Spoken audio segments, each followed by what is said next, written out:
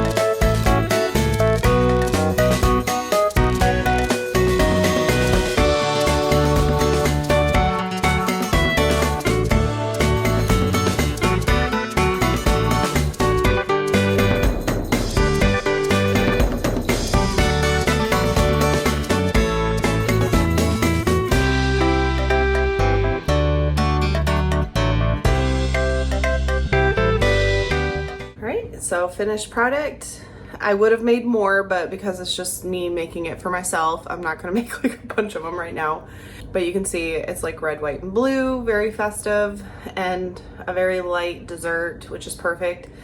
But it's also perfect for like Memorial Day, 4th of July, Labor Day, as these holidays are coming up very rapidly now. Hope you enjoyed coming along when we made this really simple dessert. As always, I hope everyone has a blessed day.